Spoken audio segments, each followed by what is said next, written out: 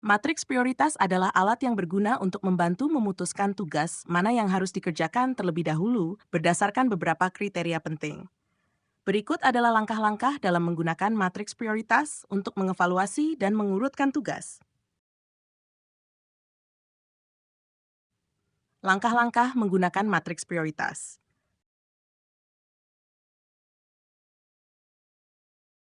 1. Identifikasi kriteria penting.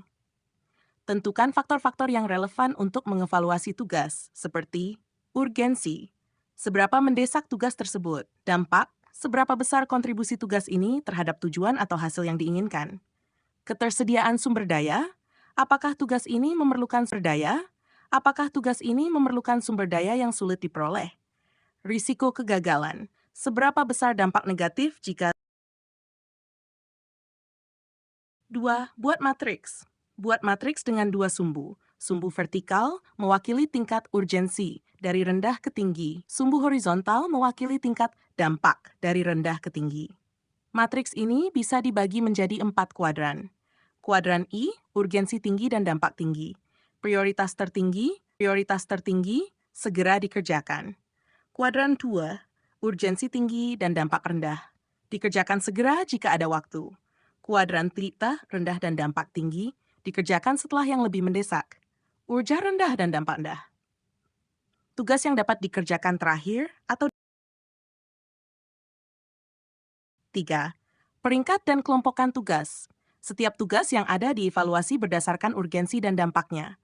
Tempatkan tugas-tugas tersebut dalam kuadran yang sesuai berdasarkan analisis.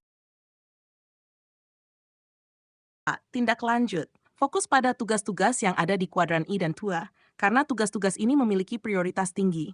Tugas di kuadran I dan IV dapat ditunda atau contoh matriks prioritas, dampak rendah, urgensi tinggi,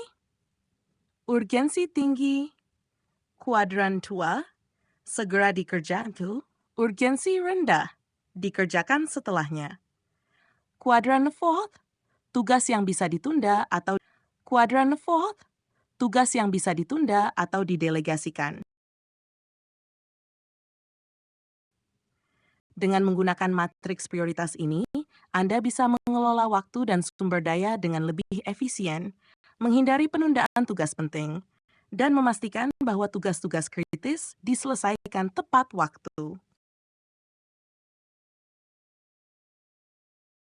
Demikian, semoga bermanfaat.